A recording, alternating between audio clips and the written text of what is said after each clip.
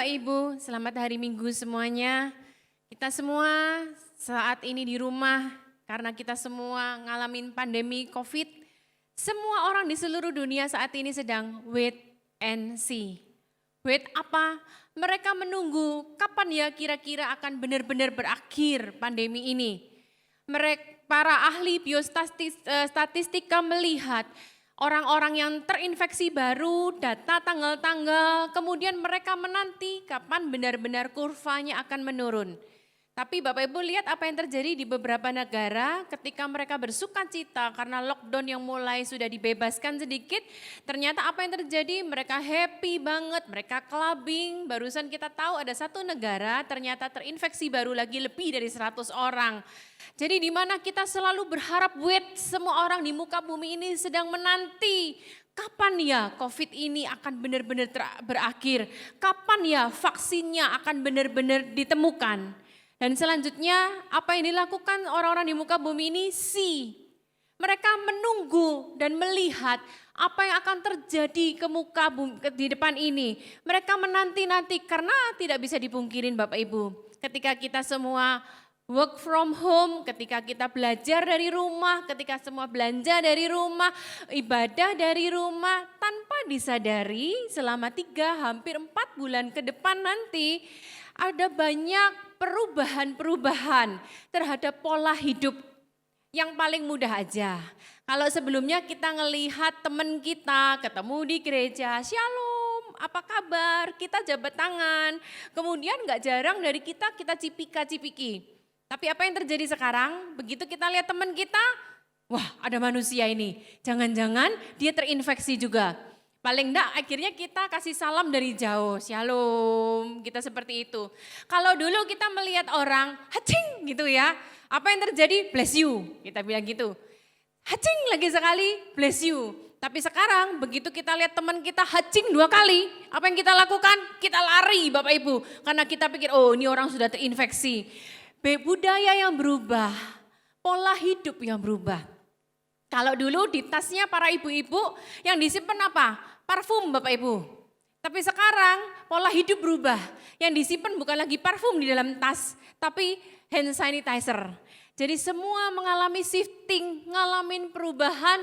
Manusia di muka bumi ini sedang wait and see. Kapan ya benar-benar akan berakhir. Dan melihat apa ya yang terjadi perubahan ke depan ini. Yuk mari kita lihat selanjutnya. Orang bilang new normal. Tapi kita lebih baik pakai firman Tuhan aja. New season. Karena kalau orang new normal apa yang akan terjadi ke depan ya, kita sudah gemeter, kita sudah was-was. Gimana nanti dengan bisnisku, gimana dengan sekolahku, gimana dengan keluargaku. Semua orang lagi berpikir gimana. Tapi mari kita pakai yang sesuai firman Tuhan aja, kita bicara tentang new season. Apa yang harus kita lakukan di new season? Mari kita belajar bersama-sama pada hari ini. Next kan, mari kita lihat ya. Nah, new normal itu sendiri pengertiannya apa sih?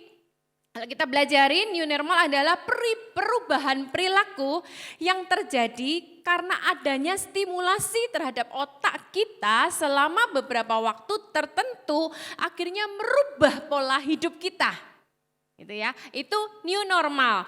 Bicara itu ada ekonomi, ibadah, sosial, kesehatan, pendidikan, pola hidupnya mulai shifting Bapak Ibu, berubah, mengalami perubahan.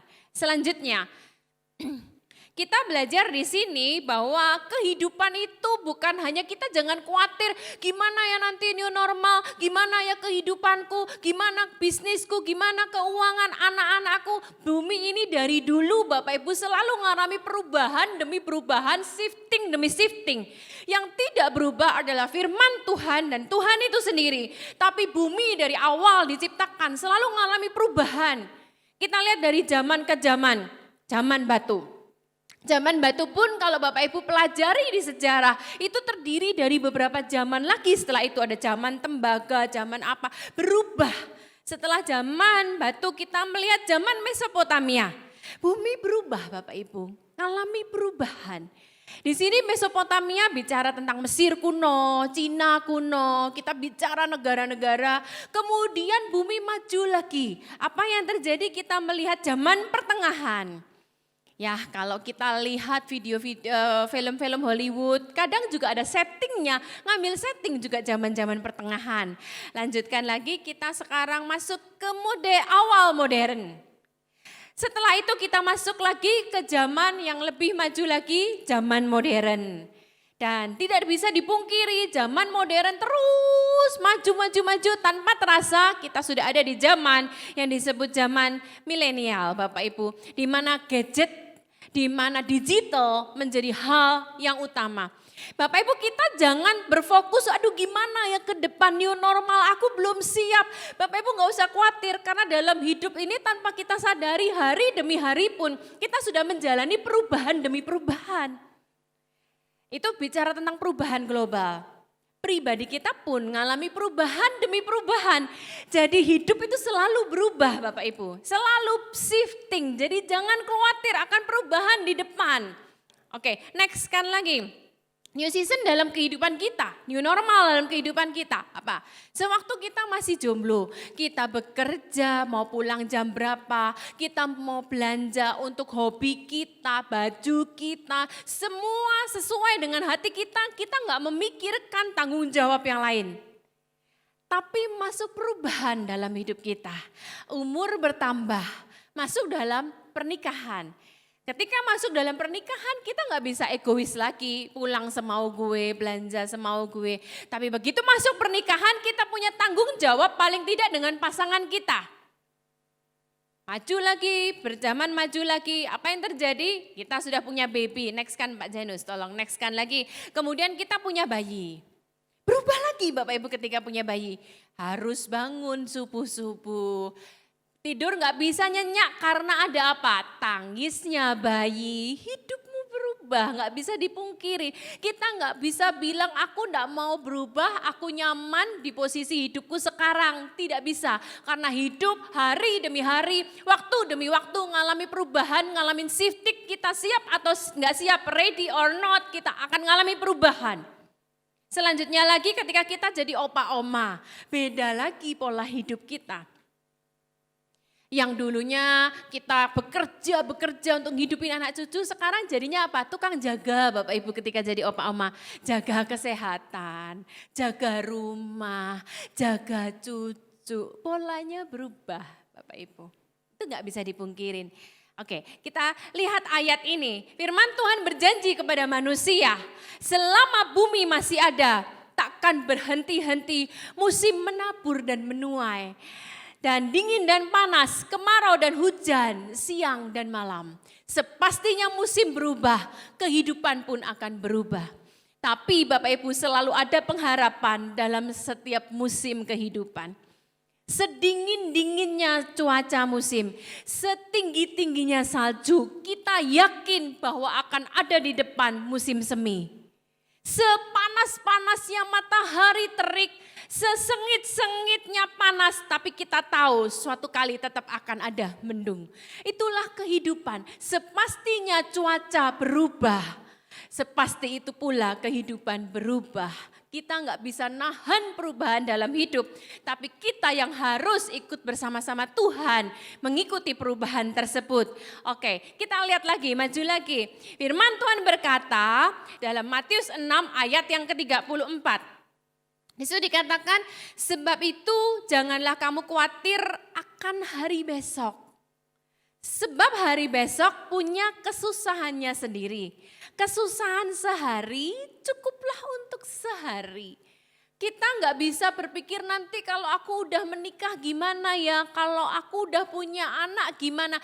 Jalani aja hidupmu, ketika kamu menjalani hidupmu toh bisa terjalani.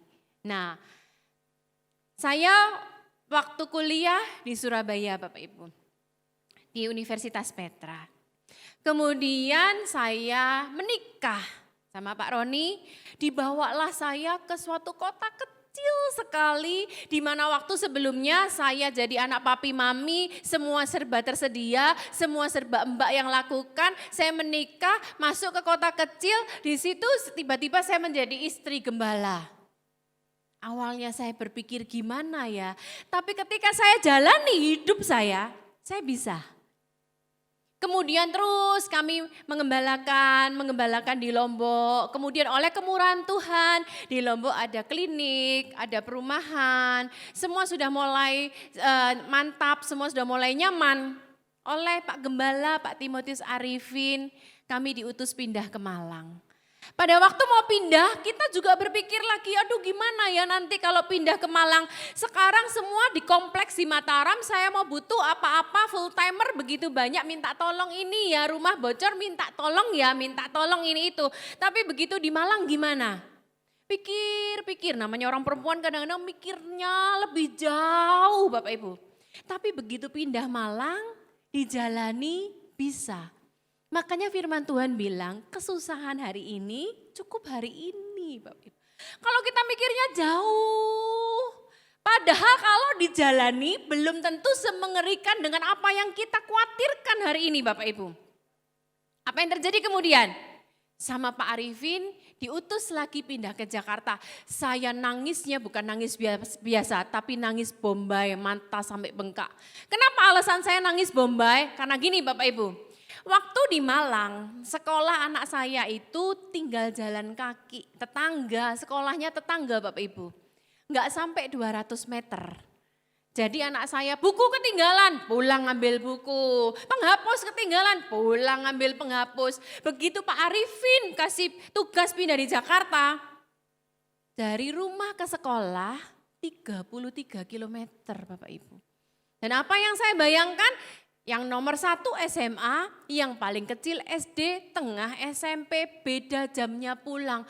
Saya nangis, karena apa? Saya khawatir nanti gimana kalau anak saya yang SD harus nungguin kakaknya yang SMA pulangnya jam 3. Dia pulang jam 11, kalau pulang lagi ke rumah nggak mungkin keburu. Ini Jakarta saya mikir 33 kilo Bapak Ibu.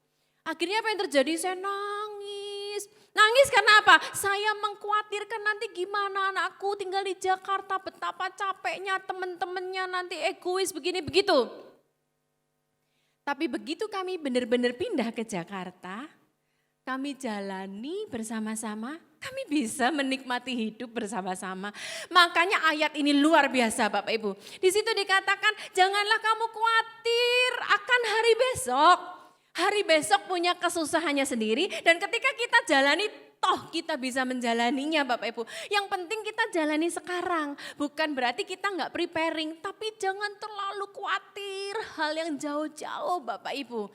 Semua itu ketika kita jalani bersama-sama Yesus dan prinsip saya diutus kemanapun oleh Pak Gembala kami yang penting bersama Tuhan dan bersama keluarga kita bisa menjalaninya. Bapak Ibu dalam hidup ini banyak hal yang di luar prediksi kita. Di luar kendali kita. Yang tidak bisa kita jawab dan tidak bisa kita hentikan. Tapi firman Tuhan berkata sudah jangan kamu khawatir yang jauh-jauh. Jalani hari ini dengan ngucap syukur. Kamu besok, hari besok susahnya sendiri ketika kamu jalani kok bisa ya. Makanya Bapak Ibu jangan khawatir, nanti new normal gimana? Jangan khawatir yang jauh-jauh hari esok. Karena setiap musim pasti ada sukacitanya sendiri. Oke, kita lanjut. Firman Tuhan itu sudah jelas dari awal Bapak Ibu. Di dalam pengkhotbah dikatakan untuk segala sesuatu ada waktunya. Jangan kita khawatir untuk waktu-waktu yang masih jauh ke depan. Firman Tuhan di sini dikatakan ada waktu untuk menanam, ada waktu untuk mencabut. Ada waktu untuk merombak, ada waktu untuk membangun. Ada waktu untuk memeluk, nah ternyata bicara tentang pandemi COVID, larangan untuk himbauan untuk social distancing ini ternyata ada di firman Tuhan di pengkhotbah loh. Ada waktunya untuk peluk, tapi ternyata ada waktunya untuk menahan diri untuk memeluk. Tapi habis ini musim berubah, saya percaya kita ada waktunya untuk kembali memeluk lagi. Dikatakan ada waktunya untuk mencari, ada waktunya untuk membiarkan rugi. Untuk menyimpan, untuk membuang. Kadang-kadang kita bekerja Bapak Ibu. Bisnis, kerja, yaitu memang tanggung jawab kita. Mengumpulkan, menabung, saving, kita investasi ini itu. Tapi firman Tuhan ngajar, ada kalanya waktu di mana Tuhan izinkan. Di situ dikatakan membiarkan rugi atau membuang. Waktu suami saya masuk di rumah sakit Pak Roni 16 hari, itu hari demi hari Bapak Ibu. Pak Roni disuruh tanda tangan sama dokter, sama susternya. Pak, ini vitamin 1 botol 700.000. Sehari berapa botol? Mau nggak Pak? Iya, kan namanya mau sehat Bapak Ibu, tanda tangan. Pak Roni WA di grup, nih aku tanda tangan barusan ada vitamin 700.000. Saya pikir apa? Yang penting suamiku sehat, yang penting suamiku sembuh, nyawanya berharga. Nanti rezeki datang lagi, uang bisa dicari lagi. Makanya Bapak Ibu firman Tuhan berkata, semua ada waktunya. Ada waktu mencari, tapi juga ada waktu membiarkan rugi. Ada waktu menyimpan, ada waktu membuang. Kita nggak bisa menyesali Bapak Ibu. Nanti rezeki Tuhan kasih sendiri. Tapi semua ada waktunya. Semua ada musimnya. Jangan terlalu dikhawatirkan sekarang Bapak Ibu. Kemudian ada waktu untuk berdiam diri. Tapi juga ada waktu untuk berbicara. Lanjut lagi. Nah ini Bapak Ibu yuk. Ternyata semua ada ayatnya di dalam pengkhotbah. Termasuk bicara musim yang berubah, new normal, kita khawatir bicara pandemi. Firman Tuhan berkata di dalam pengkhotbah 3 tadi juga. Tak ada yang lebih baik daripada bersuka dan menikmati kesenangan dalam hidup Bapak Ibu. Semua bisa terjadi, nikmatilah kesenangan dalam hidup. Bapak Ibu, saya dengar kabar nggak bisa dipungkiri dalam masa pandemi di mana harus di rumah aja, suami istri malah ribut Bapak Ibu. Karena apa? Lu lagi. Yang tadinya suami bekerja, sekarang suami nggak boleh bekerja di rumah, akhirnya lu lagi. Duit nggak ada, lu lagi. Jadi seperti itu. Tapi marilah nikmatin hidup. Firman Tuhan berkata, aku tahu bahwa segala sesuatu yang dilakukan Allah akan tetap ada untuk selamanya. Itu nggak bisa ditambah dan nggak bisa dikurang. Zaman maju, semua serba maju. Itu sudah ada dalam ketetapan Tuhan. Firman Tuhan berkata nggak bisa ditambah, nggak bisa dikurang. Yuk yang di rumah kita baca sama-sama ayat ini. Allah berbuat demikian supaya manusia takut akan Tuhan. Bapak Ibu dengan adanya pandemi ini orang bisnis ngalamin semuanya ngalamin goncang gancing semuanya tidak sesuai prediksi supaya manusia takut akan Tuhan. Yang sekarang ada ternyata firman Tuhan bilang dulu sudah ada. Dan yang akan ada pun sudah lama ada. Kita nggak tahu Bapak Ibu tahun 2020 apa yang terjadi, tahun berapa apa yang terjadi. Tapi kalau kita tarik kembali dulu sudah pernah ada. Dan Allah mencari yang sudah lalu. Nah bicara tentang pandemi COVID, ternyata pandemi sudah pernah ada. Kita lihat sejarah berkata flu Spanyol 1918 menginfeksi sepertiga populasi dunia. Yang sekarang ada, dulu sudah pernah ada. Yang nanti ke depan ada, dulu sudah pernah ada. Jadi bukan hal yang baru buat Tuhan Bapak Ibu. Jadi jangan khawatir, semua ini enggak dilepas di luar kontrolnya Tuhan. Firman Tuhan berkata ini semua terjadi supaya manusia tetap takut akan Tuhan. Musim berganti tapi semua terjadi supaya manusia tetap takut akan Tuhan. Oke, next kan lagi. Nah, dunia dan segala sistem di dalamnya akan selalu berubah. Tadi dari zaman ke zaman pasti terjadi perubahan. Pola pikir berubah. Sosial berubah. Alat-alat berubah. Semua ngalamin perubahan. Nah, sistem semua berubah. Ekonomi berubah. Cara berdagang sekarang pada online. Semua ngalamin perubahan. Tapi sistem kerajaan Allah berkata seperti ini. Dan inilah kalau Bapak Ibu yang di rumah bisa lihat sama-sama acara ini, mari kita baca bersama-sama. Dan inilah kemenangan yang mengalahkan dunia. Dunia dan sistemnya yang selalu berubah, ternyata ada yang bisa mengalahkannya. Firman Tuhan berkata, iman kita. Siapakah yang mengalahkan dunia selain daripada dia yang percaya bahwa Yesus adalah anak Allah. Jadi Bapak Ibu seberubah apapun dunia ini, firman Tuhan berkata nature kita sebagai anak Allah, kita bisa mengalahkan dunia ini. Tapi bukan otomatis. Bukan otomatis, yaitu iman kita. Oke.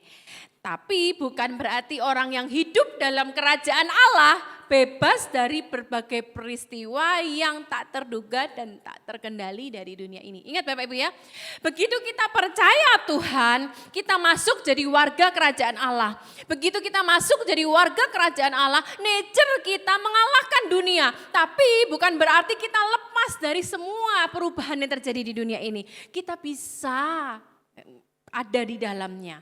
Tapi apa yang perlu kita lakukan? Next-kan lagi. Nah, ini yang kita perlu lakukan. Jangan sampai kita tawar hati. Ingat, nature kita mengalahkan dunia. Jadi yang penting yang kita lakukan, jangan tawar hati dulu Bapak Ibu. Jangan tawar hati.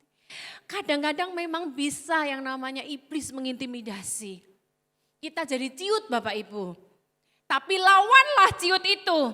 Firman Tuhan berkata jangan tawar hati pada waktu masa kesesakan, begitu kita tawar hati kecil kekuatan kita. Para pebisnis di rumah, siapa apapun juga jangan tawar hati. Ketika tawar hati kalah duluan, karena kecil kekuatanmu kalah duluan. Sebaliknya apa yang harus kita lakukan? Bagaimana punya iman di tengah kondisi dunia yang tidak menentu. Jadi gini, kalau kita percaya Tuhan, nature kita mengalahkan dunia. Tapi harus ada upaya. Di situ dikatakan apa? Iman kita yang mengalahkan dunia. Iman bukan dengan sendirinya ada Bapak Ibu. Iman harus diupayakan. Makanya firman Tuhan berkata di dalam Roma 10 ayat yang ke-17. Iman timbul. Jadi gini, iman bukan dengan sendirinya ada. Di sini dikatakan iman itu timbul, baru akan timbul, bukan automatically tapi akan timbul. Kalau timbul dari pendengaran akan firman Kristus.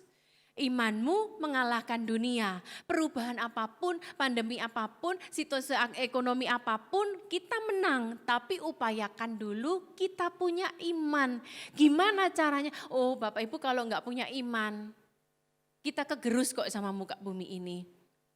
Karena apa? Semua selalu berubah. Ekonomi mengalami perubahan. Para pebisnis semua mengeluh. Para buruh juga mau nggak mau kena dampaknya. Yang seharusnya ini waktunya THR Bapak Ibu, tapi mau nggak mau ada potongan. Pengusaha yang sudah stok begitu banyak barang karena nggak bisa dipungkirin. Ini terjadi di tengah orang mau lebaran Bapak Ibu. Pengusaha sudah stok begitu banyak barang ternyata nggak bisa kejual. Dunia tidak terprediksi Bapak Ibu. Dunia tidak bisa dikirakan. Nah kemudian apa yang terjadi ini bikin kita lemah. Firman Tuhan bilang jangan sampai tawar hati. Nah, mari sekarang kita timbulkan iman kita memperkatakan firman Tuhan. Masa depan sungguh ada, pengharapanmu tidak akan hilang. Allahku akan mencukupi segala keperluanku. Bapak Ibu mungkin ngalami susah karena di PHK, ngalami susah nggak bisa makan. Sebelum siaran ini tadi berlangsung ada gembala sharing kepada saya, ada salah satu Pak di satu kota, jemaatnya bahkan tidak bisa makan. Perkatakan firman, sebab firman timbul dari pendengaran. Allahku akan mencukupi segala sesuatu. Perkatakan juga Allahku akan memberi kekuatan kepadaku. Lanjutkan lagi. Tapi gak cukup hanya iman Bapak Ibu. Iman yang bagaimana? Iman, nanti saya jelaskan apa bedanya iman dan yang dilakukan di muka bumi ini. Di dalam Yakobus 2 ayat 17 dan 22, demikian juga halnya dengan iman. Iman timbul dari pendengaran. Tapi gak cukup cuman iman. Jika iman itu tidak disertai perbuatan, maka iman itu pada hakikatnya mati.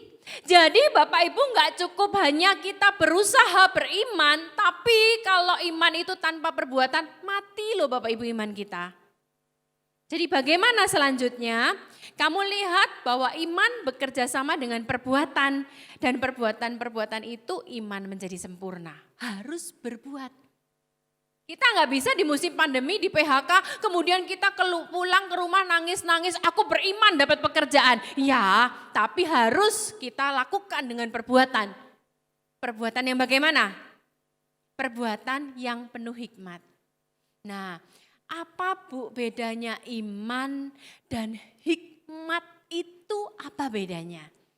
Jadi orang percaya anak Allah harus beriman. Iman timbul dari pendengaran, tapi tidak cukup hanya iman, lakukan. Lakukan dengan apa? Hikmat. Apa bedanya Bu iman dan hikmat? Begini, mari kita belajar.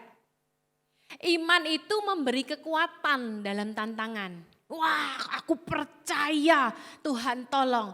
Tapi hikmat itu yang memberi jalan keluar. Imannya kasih kekuatan, tapi way out-nya gimana? How to-nya minta Tuhan hikmat. Nah, iman itu memberi keberanian untuk berperang, untuk menghadapi tantangan. Zaman dulu raja-raja iman. Tapi untuk strateginya butuh hikmat. Pebisnis ngalami gini semua, iman. Tapi butuh hikmat. Strategi itu hikmat. Jadi Bapak Ibu ngerti bedanya. Iman memberi kekuatan, hikmat memberi strategi. Oke, iman membuat kita mengerti rencana Allah. Tapi hikmat membuat kita steppingnya, melangkah di dalamnya. Jadi kita perlu iman, tapi kita perlu hikmat. Terus gimana caranya kita dapat hikmat, Bu? Oke, minta yang pertama. Nah, mari kita belajar bersama. Tetapi apabila di antara kamu ada yang kekurangan hikmat. Di rumah yang bisa baca multimedia, baca sama-sama PowerPoint-nya. Hendaklah ia minta. Yang kali ini firman Tuhan bilang minta. Kita dikasih privilege Bapak Ibu. Apa itu? Minta. Yang memberikannya kepada semua orang dengan murah hati, dengan tidak bangkit-bangkit. Apa sih maksudnya tidak bangkit-bangkit? Banyak orang kan ketika sudah nolong orang, oh dia itu ya, kalau enggak saya tolong dahulu dia enggak bisa bakal jadi seperti sekarang. Itu orang manusia membangkit-bangkit. Tapi firman Tuhan berkata ketika kita minta kepada Tuhan, Tuhan yang beri kita hak untuk meminta, dia akan memberikannya dengan murah dan tidak membangkit-bangkit. Maka hal itu akan diberikannya kepadanya. Tapi Bapak Ibu, hendaklah ia memintanya dalam iman lagi. Dan sama sekali jangan bimbang, sebab orang yang bimbang sama dengan gelombang laut yang diombang-ambingkan kian kemari oleh angin. Orang yang demikian jangan mengira ia akan menerima sesuatu dari Tuhan. Jadi bicara tentang minta hikmat, sekarang kita jangan ragu lagi. Lakukan. Sebab ketika kita minta hikmat, tapi kita nggak percaya akan hikmat yang diberikan tersebut, kamu nggak bakal dapat apa-apa. Bu, saya sudah berdoa minta hikmat, dikasih hikmat. Tapi kok sampai sekarang saya nggak dapat apa-apa? Karena kamu belum melangkah. Kenapa belum melangkah? Karena kamu ragu-ragu terus. Lanjut lagi. Nah, nggak cukup hanya minta, harus melangkah Bapak Ibu. Oke, ini saya kasih contoh ini sebelum saya tutup. Lalu kata Musa kepada Tuhan, Tuhan, aku ini tidak pandai bicara, dahulu tidak dan sejak engkau berfirman kepada hambamu pun tidak. Sebab aku berat mulut dan berat lidah. Tapi firman Tuhan kepadanya, siapakah yang membuat lidah manusia? Siapakah yang membuat orang bisu atau tuli, membuat orang melihat atau buta? Bukankah aku, yakni Tuhan? Perhatikan perintah Tuhan kepada Musa, pergilah. Jadi Bapak Ibu ketika kita sudah beriman, minta Tuhan hikmat, melangkahlah sekarang. Bapak Ibu nggak bisa cuma doa-doa dari rumah, minta iman, minta hikmat, tapi Bapak Ibu tetap berdiam. Firman Tuhan berkata kepada Musa, pergi, melangkah Bapak Ibu. Nah seringkali kita bilang gini, aku kok sarjana insinyur sipil kok sekarang masa gini mau jualan dagangan makanan, nggak sesuai. Sudah kalau Tuhan kasih hikmat melangkah dulu, pergi firman Tuhan berkata. Dan di situ dilanjutkan, aku akan menyertai lidahmu. Kalau belum pergi Tuhan nggak bisa sertai. Jadi apa yang harus kita lakukan? Melangkah dulu, nanti Tuhan sertai. Tapi tidak cukup hanya Tuhan menyertai. Firman Tuhan di sini dikatakan, aku akan mengajar. Jadi sebelum Bapak Ibu melangkah, Tuhan tidak bisa melakukan bagiannya untuk mengajar dan menyertai. Kita dulu yang harus melangkah. Next kan lagi. Tapi Musa ini masih ngeyel Bapak Ibu sama Tuhan.